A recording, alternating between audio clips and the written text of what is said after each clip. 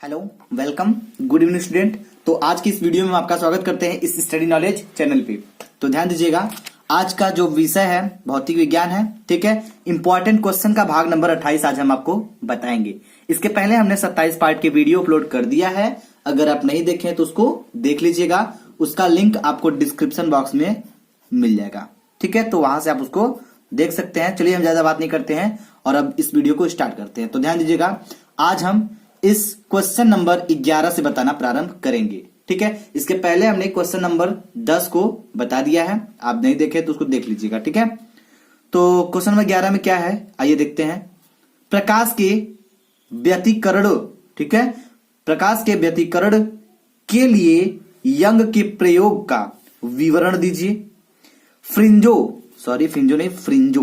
ठीक है, फ्रिंजो की चौड़ाई के लिए सूत्र प्राप्त कीजिए। ठीक है, चलिए तो हम आपको दिखाते हैं। ध्यान दीजिएगा, पूरा डेरिवेशन इसको करके दिखाते हैं हम।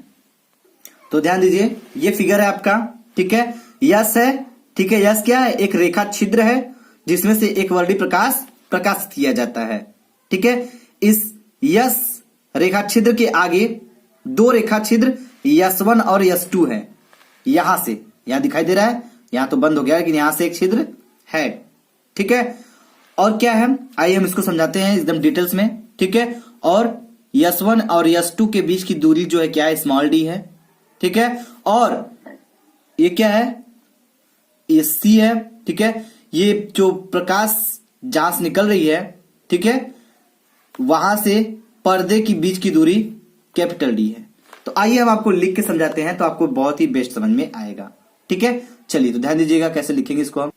तो लिखेंगे, माना प्रकाश स्रोत यस तरंगदैर्घ्य लैम्डा के एक वर्णी प्रकाश से प्रकाशित है।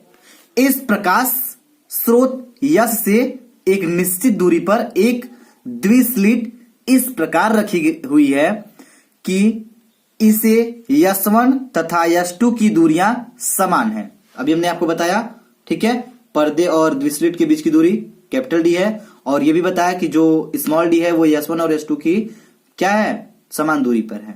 आगे देखिए, आगे बताया जा रहा है यस1 तथा यस2, ठीक है, यस1 तथा यस2 एक तरंगाग्र पर स्थित है।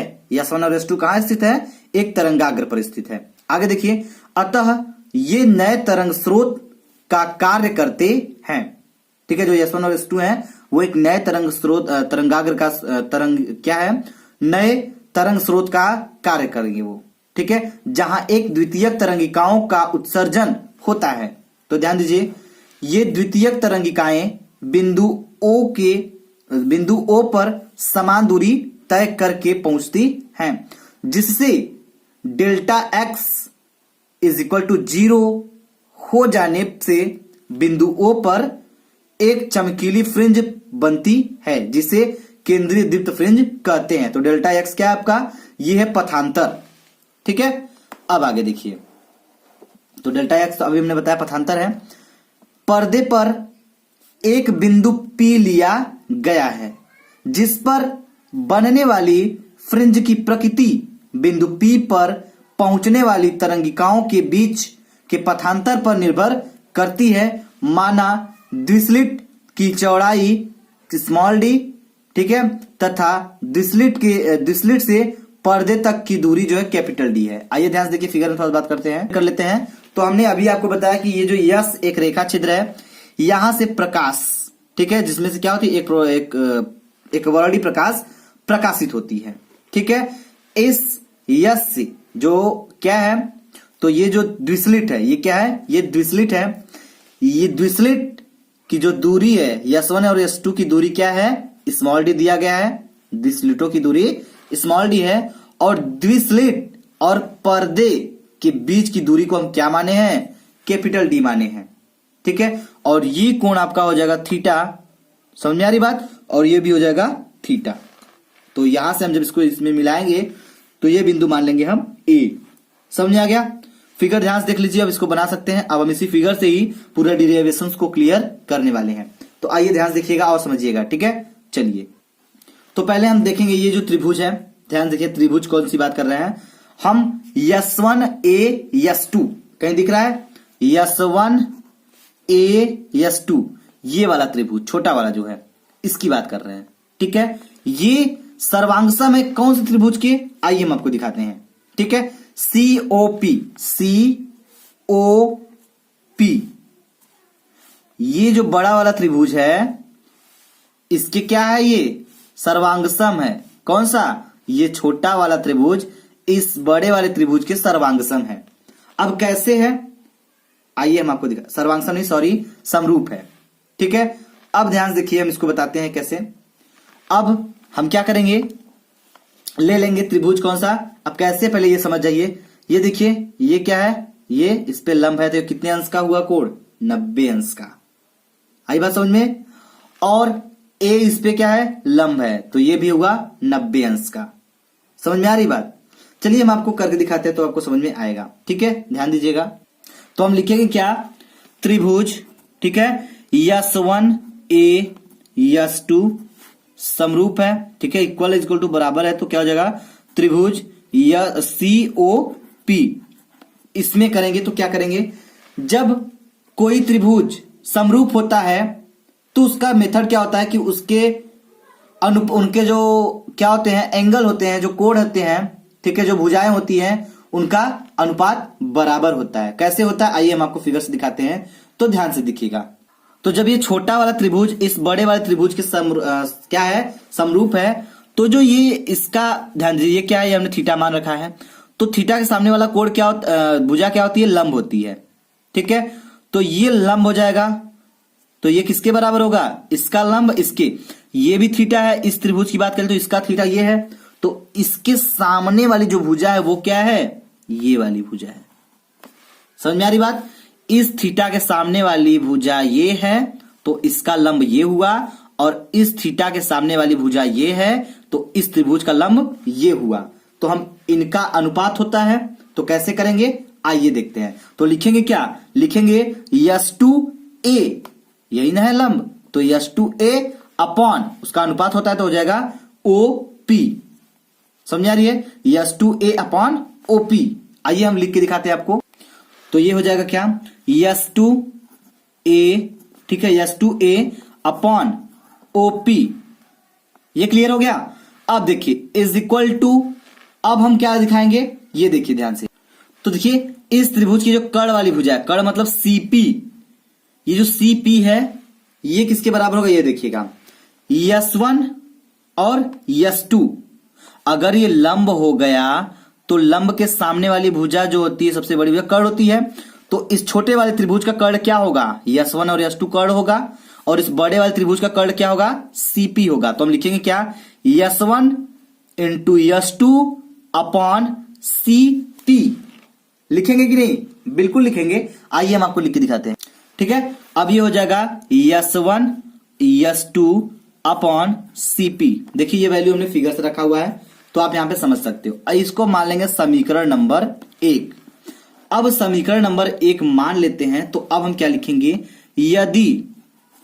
यदि थीटा अत्यंत अल्प हो, क्या हो, अत्यंत अल्प हो, तो क्या होगा, तो बिंदु हो, तो बिंदु O, सॉरी बिंदु P, ठीक है, क्या होगा, O के अत्यंत समीप होगा, अत्यंत समीप होगा। ठीक है, वो कैसे होगा आइए हम आपको फिगर में समझाते हैं। तो ध्यान दीजिए, इसमें बताया जा रहा है क्या, कि ये जो थीटा है अगर इसको और छोटा कर दिया जाए, मतलब ये और कम हो जाए, तो ये कंडीशन आएगा कि ये इसके बराबर हो जाएगा। जब ये छोटा हो जाएगा तो ये इसके बराबर हो जाएगा। तो हम लिखेंगे क्या, लिखेंगे जब ये बराबर हो जाएगा तो इसको लिखेंगे CP is equal to CO। ये इसके बराबर हो जाएगा जब ये छोटा, जब थीटा अत्यंत अल्प हो जाएगा, कम हो जाएगा बहुत, तो ये एक कंडीशन आएगी ये इसके बराबर हो जाएगा। तो लिखेंगे क्या, CP is equal to CO। आइए हम लिख के दिखाते हैं। तो ये दोनों लगभग बराबर हो जाएंगे, तो ये हो जाएगा CP is equal to CO। Clear है। अब देखिए आगे, अब हम क्या करेंगे, समीकरण 2 से नहीं, समीकरण 1 से। ये जो Cp is equal to CO है, हम Cp की जगह पे CO रखेंगे, ये वाली वैल्यू हम यहां पे रखेंगे। तो आइए रख के देखते हैं क्या मिलता है। तो ध्यान दीजिएगा, जब इसको रखेंगे तो हमको मिलेगा क्या, बराबर करके यहां पे लिखते हैं S2A, ठीक है, S2A अपॉन OP, ठीक है, is equal to S1 S2 S1 S2 upon क्या हो जाएगा, अपॉन हो जाएगा CP जगह लिखेंगे CO, क्योंकि ये दोनों बराबर हैं तो CP बराबर है ही, तो हम यहाँ पे CO लिख सकते हैं। तो ये हो जाएगा CO। इसको मान लेंगे समीकरण नंबर 2। समीकरण एकदम याद रखिएगा, क्योंकि आपको यही बहुत ही काम करेंगे डेरिवेशंस को हल करने में, ठीक है। अब आइए ध्यान दीजिएगा, माना पथांतर क्या है हमारा, ध्यान दीजिए। अगर हम मान लेते हैं माना पथांतर क्या है, S2A, तो S2A अगर पथांतर है तो पथांतर दिखाते किसे, डेल्टा यक्स। अभी हमने इसके बारे में जिक्र किया था जब समझा रहे थे आपको तब फिगर से, ठीक है। तो ये हो गया, इतना समझिए। अब हम क्या करेंगे, अब हम एक क्या करेंगे, तो जब पथांतर की बात करेंगे तो ये हो जाएगा डेल्टा यक्स अपॉन यक्स यम। अब आप पूछेंगे कैसे, बात बिल्कुल सही है, तो आइए हम आपको दिखाते हैं। तो जो फिगर है, तो इस दूरी को हमने क्या मान रखा है, यक्स एम मान लिया है, ठीक है। और जो द्विस्लिट है इसके बीच की, यहां से और पर्दे के बीच की दूरी को कैपिटल डी मान रखे, कैपिटल डी है। और द्विस्लिट के बीच की ये दूरी जो है, ये क्या है, S1 और S2 की दूरी स्मॉल डी है। तो हम लिखेंगे क्या, अभी लिखे हैं यक्स डेल्टा क्या है, delta x upon x m, ठीक है। यम एक्स एम क्या है, यम जो है फ्रिंज क्रमांक है, ठीक है, यम जो है फ्रिंज क्रमांक है। अब ध्यान देंगे small D upon capital D, तो ये डेल्टा एक्स अपॉन ये वाला एक्स एम हो गया और small D upon capital D हो जाएगा। कैसे होगा, आइए हम आपको दिखाते हैं। तो ये हो जाएगा small D upon capital D. अब एक चीज ध्यान दीजिएगा, अब हम इसको, हम अगर डेल्टा एक्स की वैल्यू निकाले, पथांतर की वैल्यू निकालेंगे तो कैसे होगा ये समझिएगा, ठीक है। चलिए तो ध्यान दीजिए, तो ये हमारा हो जाएगा यक्स यम, ठीक है। डेल्टा एक्स निकालना है, तो डेल्टा एक्स जब हम निकालेंगे तो एक्स एम क्या हो जाएगा, मल्टीप्लाई हो जाएगा किसमें, इसका इसमें मल्टीप्लाई हो जाएगा, तो हो जाएगा small D upon capital D, नीचे ही रहेगा तो ये हो जाएगा कैपिटल डी। समझ आ गई बात। अब इसको हम मान लेंगे समीकरण नंबर 3। ध्यान दीजिएगा, समीकरण नंबर 3 हो गया, ठीक है। अब हम निकालेंगे दीप्त फ्रिंज के लिए पथांतर। तो पहला निकाल लेते हैं दीप्त फ्रिंज, ठीक है। दीप्त फ्रिंज के लिए पथांतर की बात करें तो ये होता है delta x is equal to m lambda. Clear है, ये होता है दीप्त फ्रिंज के लिए। अब थोड़ी सी बात कर लेते हैं, जो समीकरण 3 में हमने निकाला था डेल्टा एक्स बराबर क्या आया था, डेल्टा एक्स बराबर था x m into d upon capital d. ये समीकरण 3 में हमारा वैल्यू आया था। तो ये डेल्टा एक्स की वैल्यू हम इसमें रखेंगे। कैसे रखेंगे, इसको हम यहां रखेंगे तो हो जाएगा एक्स एम इंटू डी, ठीक है, upon capital d is equal to m lambda. समझ में आई बात। अब एक चीज ध्यान दीजिएगा, अगर हम यहां से एक्स एम की वैल्यू निकाल लें, एक्स एम की वैल्यू निकालेंगे जब, तो ये हमारा हो जाएगा यम डी लैम्डा अपॉन ये नीचे आ जाएगा स्मॉल डी, ये हो जाएगा। क्लियर है। तो अब हम इसको थोड़ा अच्छे से लिख देते हैं, तो ये हो जाएगा x M is equal to y m, ठीक है, और ये हो जाएगा D lambda upon small D, ठीक। तो ये आ गया एक्स एम बराबर इतना, दीप्त फ्रिंज के लिए पथांतर, ठीक है। पथांतर के मान में हमने ये रखा इतना वैल्यू, तो ये आ गया आपका। अब एक चीज ध्यान दीजिएगा, इसमें यम क्या है, इसमें यम है आपका फ्रिंज क्रमांक। फ्रिंज क्रमांक 1 हो सकता है, 2 हो सकता है, 3 नंबर वगैरह कुछ भी हो सकता है यहाँ पे, क्योंकि फ्रिंज क्रमांक है, ठीक है। अब बात करेंगे हम अदीप्त की। चलिए तो बात कर लेते हैं अदीप्त की। तो अदीप्त फ्रिंज के लिए अगर निकालें हम, अदीप्त फ्रिंज के लिए, अदीप्त फ्रिंज के लिए जो पथांतर होता है वो क्या होता है, आपको पता होगा, नहीं पता होगा तो आइए जान जाइए। ये होता है delta x is equal to, ठीक है, 2m-1 bracket close lambda by 2। ये होता है अदीप्त फ्रिंज के लिए, ठीक है, पथांतर। तो अभी हमने आपको बताया समीकरण 3 से हम डेल्टा एक्स का मान रखेंगे। तो डेल्टा एक्स का मान कैसे रखेंगे, यहां पे है, ठीक है, ये वाला मान भी एक बार यहां पे रखेंगे। तो ये हो जाएगा आपका क्या, ये हो जाएगा x m into d upon capital d is equal to 2m-1, ठीक है, लैम्डा अपॉन 2। देखिए हमने कुछ नहीं किया, सिंपल इसका वैल्यू बस रख दिया है। अब क्या करेंगे, हम यहां से एक्सएम की वैल्यू निकालेंगे जैसे उसमें निकाले थे। तो जब एक्सएम की वैल्यू निकालेंगे तो ये हमारा आएगा क्या, ये इसमें मल्टीप्लाई हो जाएगा, बिल्कुल हो जाएगा। तो ये हो जाएगा 2m-1, ये हो गया। डी का इसमें मल्टीप्लाई हो जाएगा तो हो जाएगा डी लैम्डा बाई 2, ठीक है, 2 है तो 2 यहां लिख देते हैं, और ये जो डी है डी ऐसे लिख, सॉरी ये डी हो गया, ठीक है, स्मॉल डी वाला इतना आएगा अगर मान निकालेंगे तो। अब हम क्या करते हैं, 2 इसमें से कॉमन कर लेते हैं। अब कैसे कर लेते हैं आइए हम आपको दिखाते हैं, ठीक है ना। चलिए, तो अगर हम x M is equal to निकालें, 2 अगर हम बाहर कर लेते हैं तो ये हो जाएगा m-1, ठीक है, m-1 D lambda upon D और इसके बट्टे 2, 2 से 2 कैंसिल हो जाएगा। तो आ जाएगा आपका क्या, x m is equal to m-1, ठीक है, d lambda by small d. आया समझ में, इतना आपका आ जाएगा अदीप्त फ्रिंज के लिए, ठीक है। अब क्या करेंगे ये समझिएगा, अब हम निकालेंगे फ्रिंजों की चौड़ाई। इसी फार्मूले का यूज करके निकालेंगे फ्रिंजों की चौड़ाई। तो कैसे निकालेंगे आइए एकदम ध्यान से समझिएगा, एकदम बेसिक तरीके से आपको अच्छे समझ में आ जाएगा, ठीक है। चलिए ध्यान दीजिएगा। तो हम लिख लेते हैं क्या, फ्रिंज की चौड़ाई लिख लेते हैं, ठीक है, फ्रिंज की चौड़ाई। इतना समझ जाएंगे ना फ्रिंज की चौड़ाई। तो पहले निकालेंगे दीप्त फ्रिंज की चौड़ाई। क्या निकालेंगे, दीप्त फ्रिंज की चौड़ाई। दीप्त फ्रिंज की चौड़ाई बराबर क्या होता है, 2 क्रमागत, ठीक है, 2 क्रमागत अदीप्त फ्रिंजों की चौड़ाई। समझ आ रही है, 2 क्रमागत अदीप्त फ्रिंजों की चौड़ाई, फ्रिंजों की चौड़ाई। अब ध्यान दीजिएगा, तो अब हम इसको कैसे निकालेंगे, इसको हम दिखाते हैं क्या, W से। फ्रिंजों की चौड़ाई को हम दिखाएंगे W से, इज इक्वल टू 2 क्रमागत अदीप्त फ्रिंज की जो चौड़ाई होती है वो हो जाएगी एक्स एम प्लस 1 माइनस क्या हो जाएगा, एक्स एम।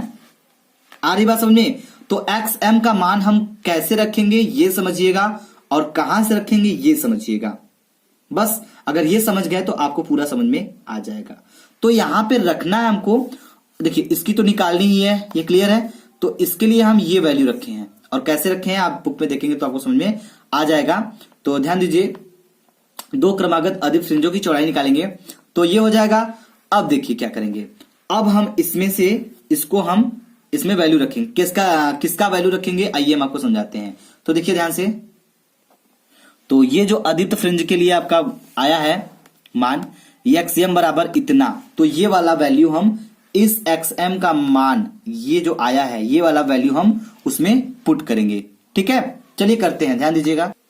तो उसका मान क्या है पहले वो रख लेते हैं, ठीक है।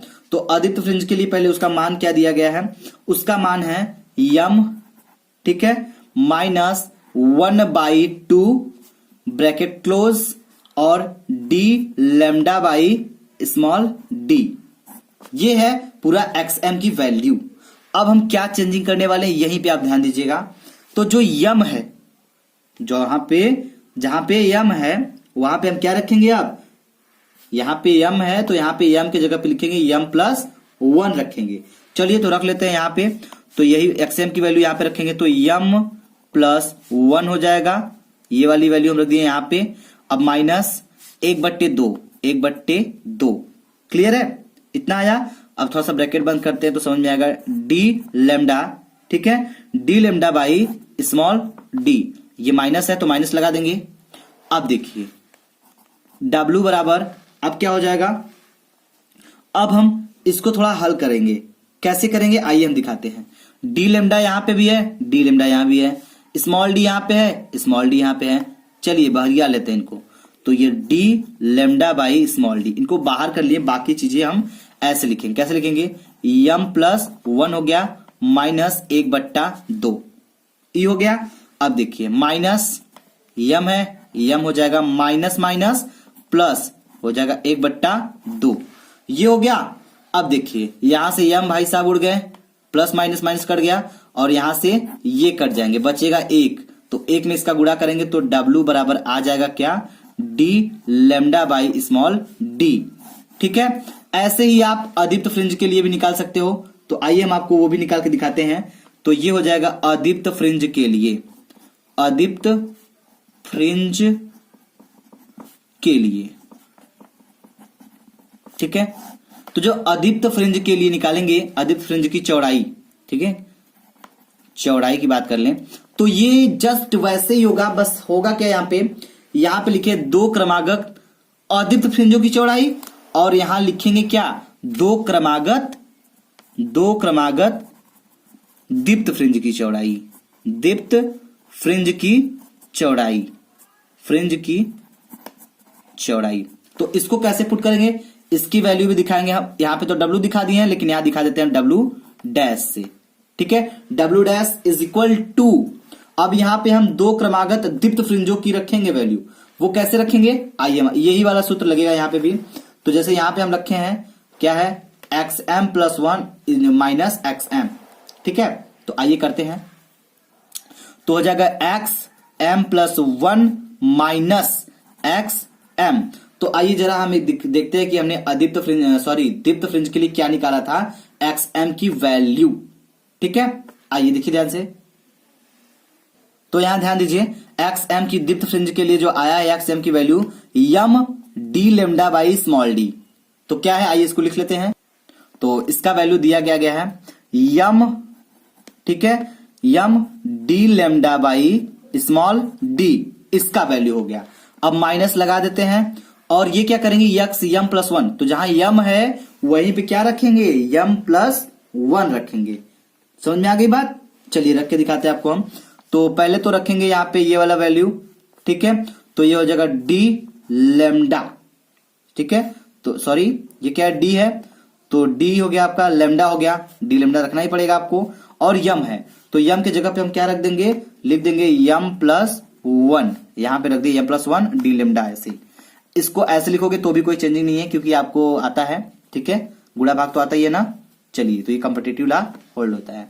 अब देखिए, अब क्या होगा, स्मॉल डी। अब एक चीज आप ध्यान दीजिएगा, यहां पे ध्यान देने वाली बात यह है कि डी लेमडा अपॉन डी, तो अगर ये भी सेम है तो इसको भी कॉमन कर लेते हैं, तो आ जाएगा कैपिटल W बराबर D lambda by small D. अब इसको कॉमन कर लिए, बचा क्या, m+1 हो गया एक को, और माइनस यम हो गया, तो प्लस माइनस यम कट जाएगा, बचेगा 1, गुणा करेंगे तो W डैश बराबर भी क्या आएगा, W डैश बराबर इज इक्वल टू आएगा D lambda upon small D. ठीक है, आई बात समझ में। तो यही थी आपकी डेरिवेशंस, आपको निकालना था फ्रिंजों की चौड़ाई, तो ऐसे निकलेगा फ्रिंजों की चौड़ाई। ठीक है, चलिए अगर आपको ये वीडियो अच्छा लगे तो प्लीज वीडियो को लाइक करिएगा, शेयर करिएगा, और हमें कमेंट बॉक्स में कमेंट करके जरूर बताइएगा। ठीक है, चलिए तो वीडियो देखने के लिए धन्यवाद, थैंक्स फॉर वॉचिंग।